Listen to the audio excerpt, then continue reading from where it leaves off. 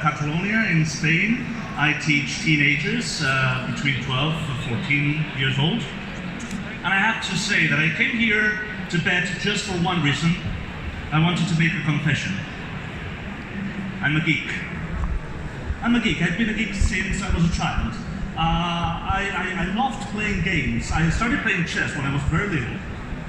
And then I went through all the games and continued exploring the world of games. But I'm also a geek about stories. I don't know how many children's storybooks, because I used to teach in primary education.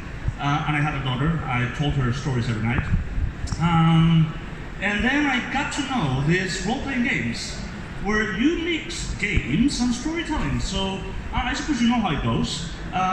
There's a person telling a story, and then the players are participating as the heroes of the story. So very geeky. Long story short, I ended up in this high school in Instituto Morell, near Barcelona, we could say, 1 hour away from Barcelona. And when I arrived there, they told me that I had to teach this subject, this elective subject, that is called Fantasy Island. And then a light came up and I said, excuse me, can I play role with my students? And believe it or not, crazy people, they said yes. So basically, what I try to do there is tell my students a story that I'm more or less inventing at the same time we're playing, and they tell me what their characters are doing and they're affecting the story. A lot of times we play the theater of the mind because I want to prove wrong Sir Ken Robinson. I don't want schools to kill creativity. I want schools to boost it. So a lot of times I don't show them anything, it's just theater of the mind. But other times I do create some maps. And for this, I use artificial intelligence. There's a program that I use that is called Dungeon Alchemist.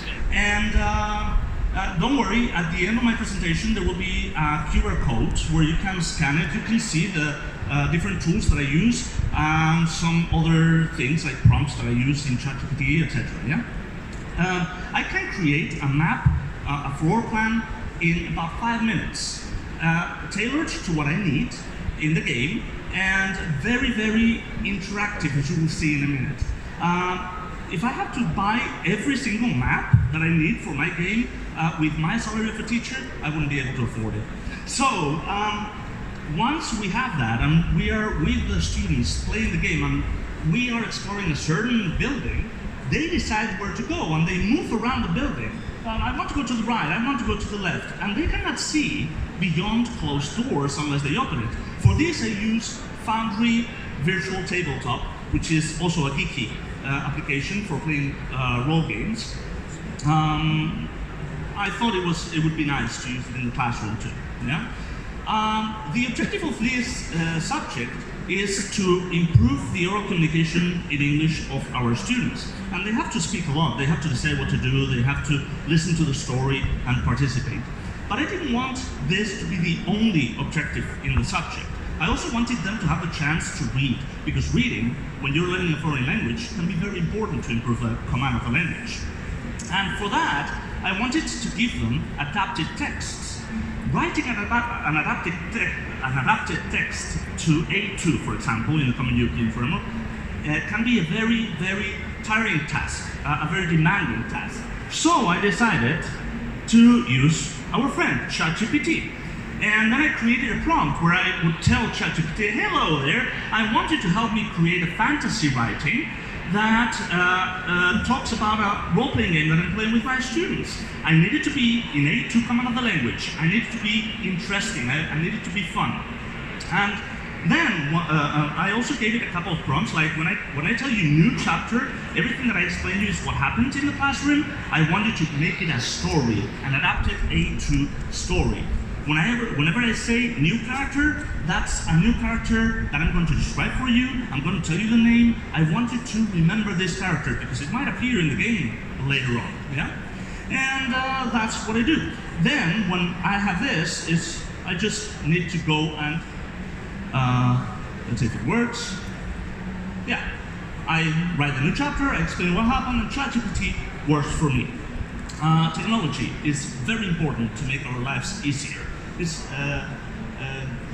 a way to save some brain energy. When I have this text, I put it into a Google Doc and I share it inside Google Classroom so they can see it. But I want the text to be even more inclusive. So sometimes I tell ChatGPT to create images to illustrate the game. And once there were these two characters, two guards from a castle that were very strong, but not very intelligent. And I asked ChatGPT to create it for me, and this was the result. This is one of the images that it created, and the students loved it, of course. And as I told you, then this becomes a Google Doc. Here you have some of the illustrations that I created. You will have a link to this Google Doc in case you want to read our adventure, and I keep updating this week after week with different happenings, different adventures that the students are following. As I promised you, here you have the QR code. You can find prompts, links, and programs used. Also some of the photos that illustrate the story created through ChatGPT. I'm going to give you just a couple of seconds, and thank you very much for your attention. If you have any questions or any doubts with a beer, you can ask me those. And if you are interested in sharing this through a training, I'm open to that. Thank you. That was really